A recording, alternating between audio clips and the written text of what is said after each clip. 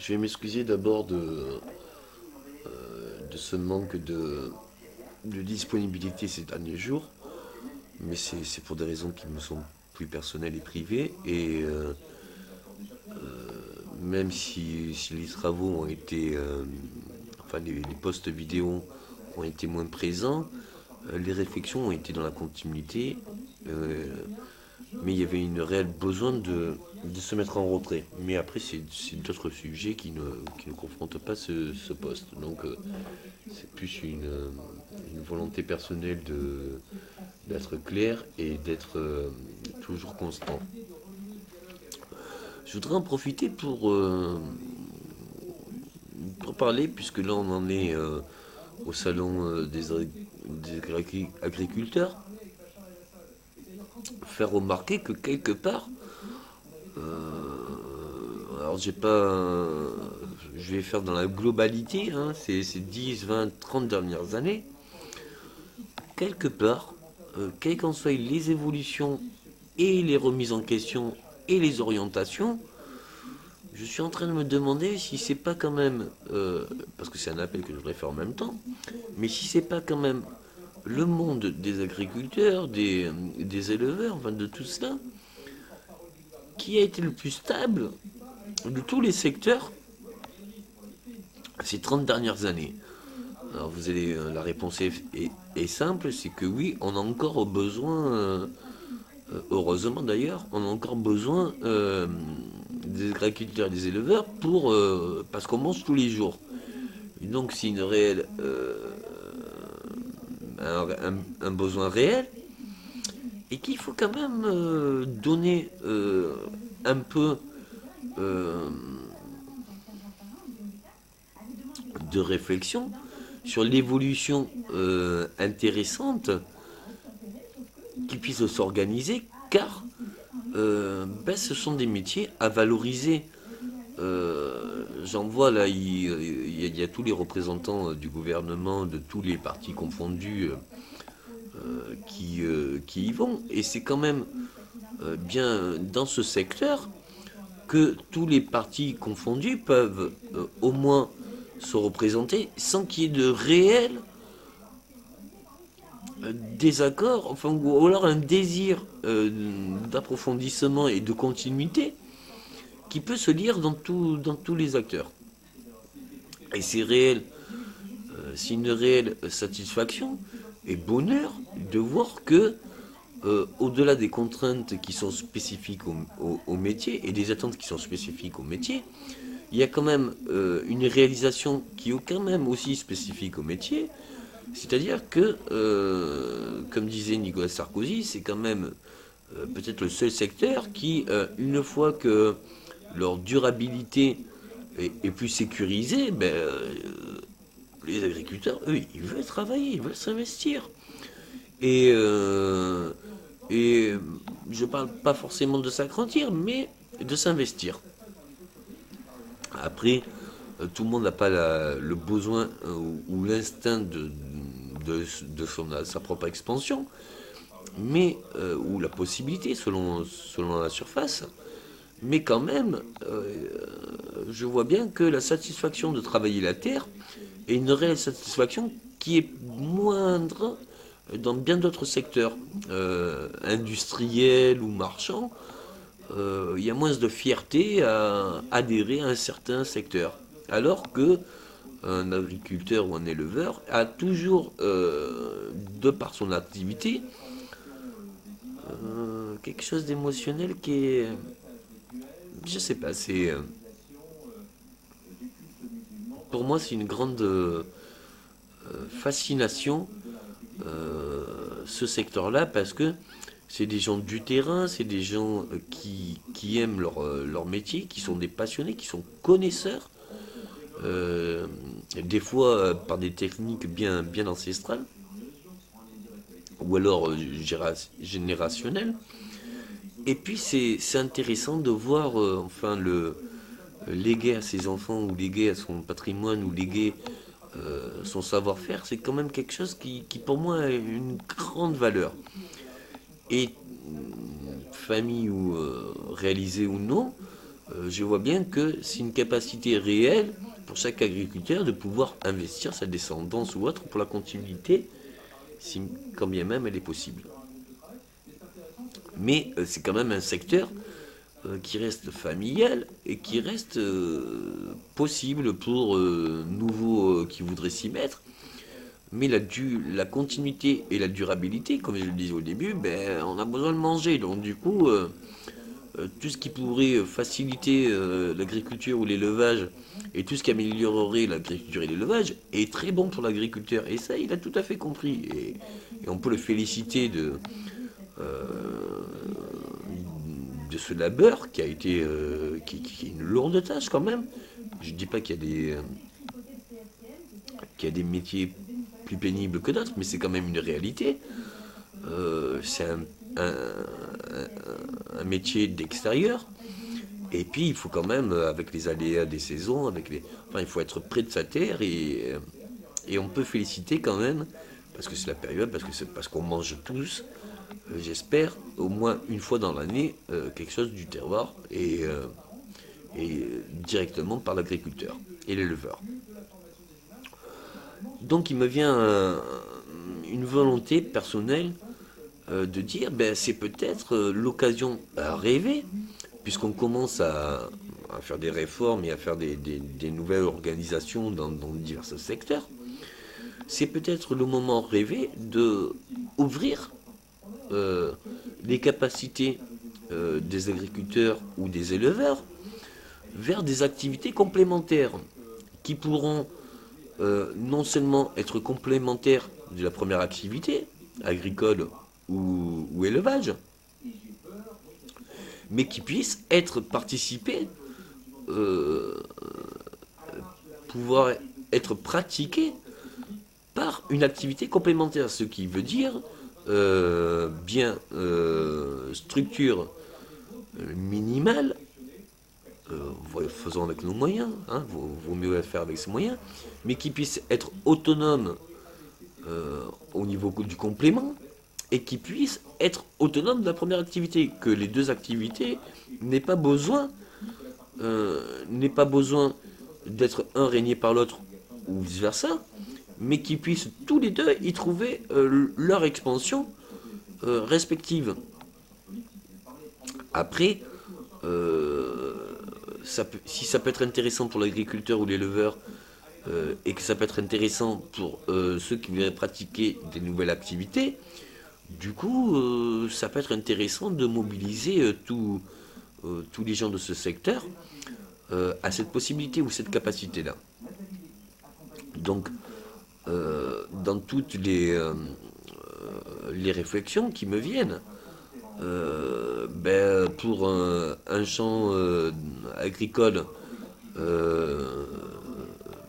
première idée comme ça, mais je laisse quand même les orientations et les capacités d'orientation aux citoyens, c'est à eux à trouver leur complémentarité.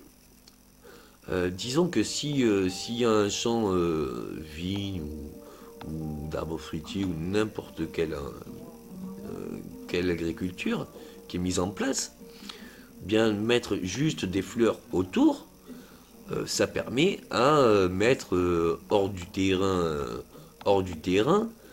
de mettre des abeilles. Alors je sais que c'est un petit exemple, mais l'exemple et cette métaphore est très intéressant parce que l'agriculteur, lui, d'avoir des fleurs à côté de son champ, ben, met en valeur aussi son champ, mais n'offre pas de plus de problématiques par rapport à son champ. Son champ étant nourri, parce que les insectes, une fois qu'ils sont morts, parce que les fleurs amènent des insectes, c'est une réalité, mais après, vous apprendrez aussi que la culture de certains végétaux amène des nuisibles, et la plantation de nouveaux végétaux amène comment on appelle ça, les prédateurs des nuisibles. Donc du coup, faire un écosystème équilibré est tout à fait gérable par la plantation de ces végétaux, qui sont complémentaires. il y a une époque, les fruits, les légumes étaient bien souvent à l'étalage des, des proies à toutes ces manifestations insectivores. Et l'opinion publique, c'est-à-dire nous, citoyens qui étaient des acheteurs, on savait très bien que c'était la nature qui faisait ça, et que même si c'était pas beau à la vue, ben, tu prends un petit couteau, tu enlèves ton croc, et puis tu mangeais le fruit et le légume. Ça n'avait rien de vraiment dramatique. Or, pour les terrains et les terres, l'apport d'insectes décomposés dans la terre, mais alors c'était une richesse à la terre que maintenant toutes nos terres ont perdu. On y gagnait en goût, on y gagnait en forme, et on y gagnait en beaucoup, beaucoup de choses. Par contre, on y a perdu, on y a perdu pour beaucoup. Et tout cela pour satisfaire une attente qui était juste commerciale de certains grands noms de la distribution qui voulaient une belle image pour un bon légume.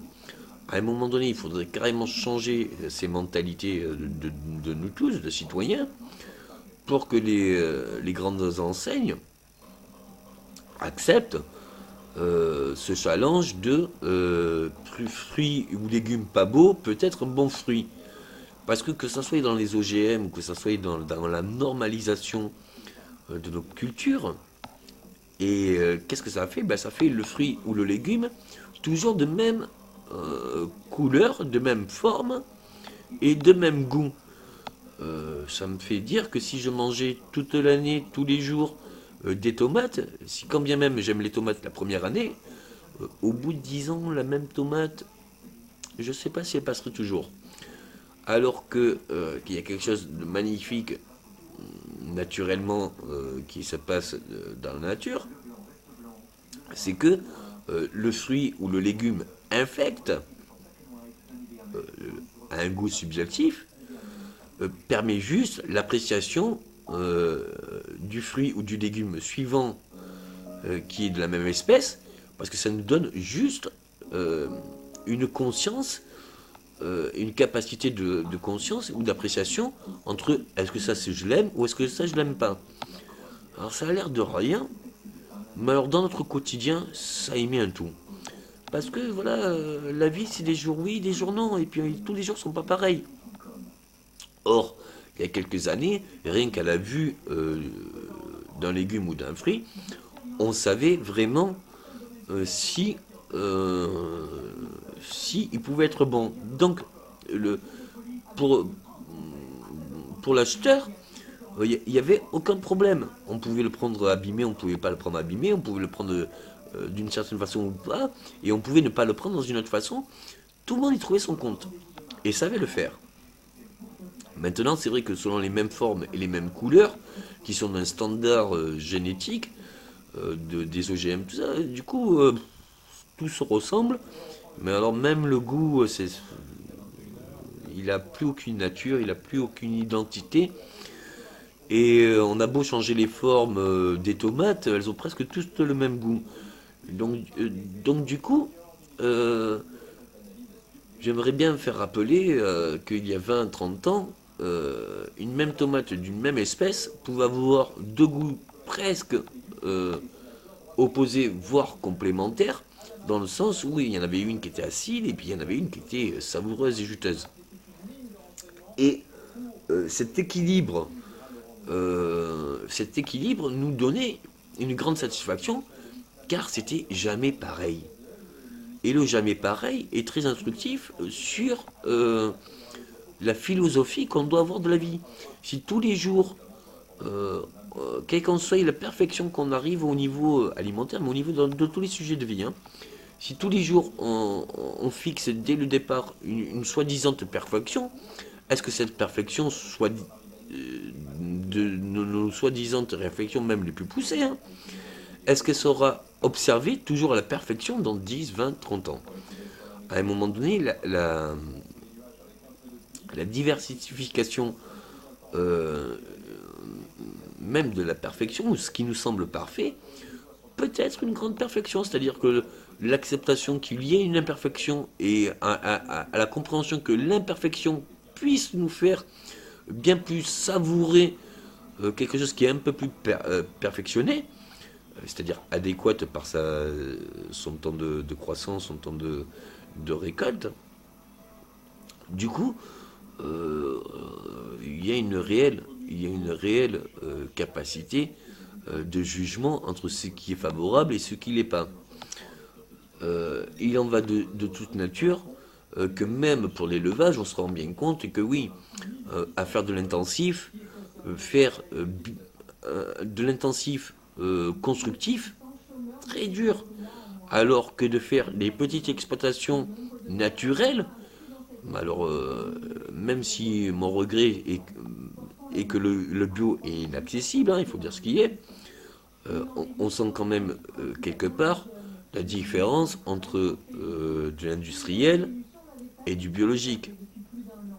Après, j'incite l'État à essayer de promouvoir ou d'innover vers toutes les structures, les microstructures ou autres, qui puissent permettre une fluidité sur les activités et qui puissent permettre aussi de rabaisser un petit peu ce qui était naturel, hein, le biologique, c'était naturel il y a encore quelques années, parce que maintenant, même le naturel est plus cher que l'industriel, alors que l'industriel est synthétique et qui demande beaucoup de produits, alors que le biologique et le naturel demandaient une organisation manuelle. Donc, je ne sais pas où c'est qu'on s'en donne au jour d'aujourd'hui, mais normalement, on pouvait faire biologique et moins cher. Alors, je sais, ça peut paraître incohérent, mais les anciens, ils avaient fait ça la jachère. C'est-à-dire sur 4 parcelles, ils en travaillaient 3 et ils en laissaient reposer une. Et comme ça tournait tous les ans, il y avait une parcelle qui était en repos pendant 3 ans. Voilà. Mais maintenant, ou une parcelle qui était reposée tous les ans. Et ça tournait tous les 4 ans. Enfin, tous les ans ça tournait, et au bout de 4 ans, on avait fait toutes les parcelles. Ce que je veux dire, c'est que quand il laissait reposer, il ne laissait pas reposer. C'est-à-dire qu'il plantait pareil les végétaux, et lorsqu'il y avait la récolte, il saccageait une récolte. Mais ce n'était pas une récolte pour saccager une récolte, c'était une récolte pour enrichir la terre.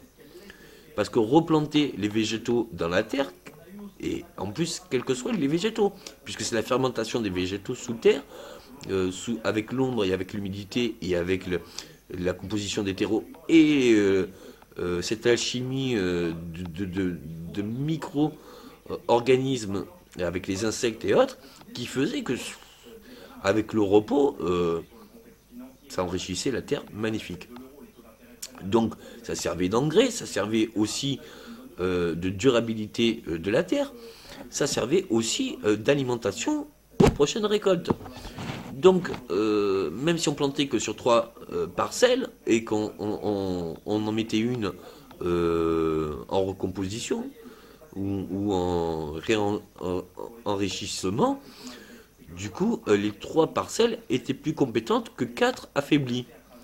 Et par ce biais, on avait, par rotation, système de jachère, on avait une compétence toujours optionnelle, optimum, sur nos surfaces.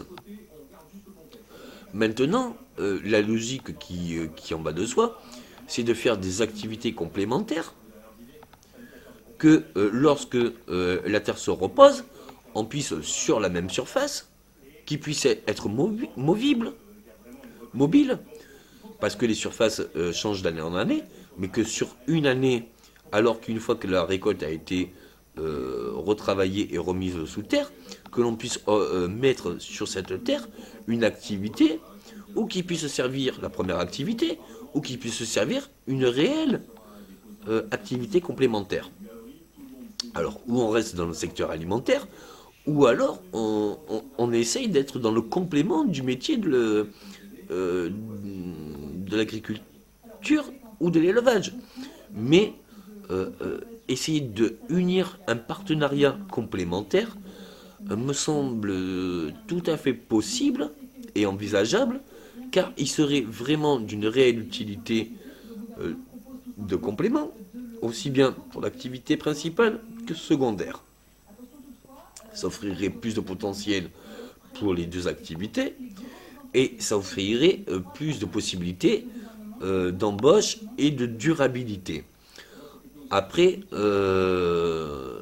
me rends bien compte que on peut carrément aussi changer de secteur, c'est-à-dire que celui qui met, je sais pas moi, 4-5 yourtes sur son domaine, sur les terres qui sont en enrichissement, peut tout à fait ou faire carrément une activité totalement complémentaire, qui n'a plus rien à voir avec sa propre activité, mais qui est sur l'activité, puisque c'est la surface même de l'exploitation, mais qui puisse ou donner une possibilité d'être proche de l'activité, ou alors, et permettre l'orientation, puisque c'est ça aussi l'intérêt, ou alors permettre un dépaysement total, puisqu'on est au cœur même d'une exploitation, et donc, je sais pas, on fait des maisons de voyage, des agences de voyage avec des compagnies aériennes pour nous amener aux quatre coins du monde pour trouver un même hôtel qui pourrait pu être dans notre pays. Et puis on se retrouve dans un pays étranger, on se retrouve devant une télé dans une chambre. Alors que si on va en voyage, c'est pour se dépayser. À un moment donné, la question qui est intéressante, c'est de se dire, est-ce qu'on peut se dépayser tout en restant dans le même pays? C'est ça l'intérêt aussi. Dans le tourisme, il n'y a pas que le tourisme blooming. Il y a le tourisme aussi retour aux sources. Pourquoi je parlais de ça? Parce que je parlais d'infrastructures légères qui puissent être mobiles, style de yurt ou autre, ou sur chariot, ou sur remorque, ou n'importe quoi. Caravane, ça va pas trop avec la beauté de l'exploitation, et puis c'est pas d'un réel intérêt. Mais une infrastructure légère qui puisse accueillir ou une nouvelle activité, ou une activité complémentaire, ou une activité une présence euh, qui puisse être active sur l'observation du métier de agriculture et de l'élevage. J'en parle surtout pour ce secteur parce que c'est quand même un des seuls secteurs qui a une grande surface ou une surface qui peut être exploitable et qui peut être facilement possible. Je le vois dans d'autres secteurs, il y a des bureaux où ils arrivent à avoir deux, trois entreprises pour le même bureau. Mais c'est juste qu'ils n'y sont pas à la même heure. Mais c'est le même bureau, sauf qu'il n'y a aucun effet personnel. Et tous comment s'appelle, les outils pour les trois entreprises sont fonctionnels pour les trois entreprises. Donc il va y avoir l'ordinateur, enfin je prends des exemples qui n'existent pas, mais il va y avoir un ordinateur, il va y avoir une chaise, un bureau, un minimum qui puisse être utilisé par trois entreprises. Du coup, sur un même lieu, on puisse donner un accès à trois activités différentes. La rentabilisation de nos propres surfaces de tous nos secteurs est intéressante car c'est en limitant les frais et en optimisant nos moyens que on sera aussi compétent. Je prends un exemple pour le 3-8. Même si on fait un 3-8 sur un lieu et que chaque 8 c'est une activité différente, de 8h à 16h, je ne vois pas les 8 premières heures qui vont enlever, même si c'est une activité dans un secteur tout à fait différent, vont enlever quoi que ce soit aux 16 heures qui suivent à 24 heures. Ça me semble tout à fait logique. Et si de 24 heures à 8 heures, il y a une autre activité qui est possible. pensez, soyez gourmand de votre propre expansion, soyez gourmand de tous vos rêves, car c'est à vous de les réaliser, et puis si vous les réaliserez, vous réaliserez. Merci pour cette écoute et ce petit moment. Merci.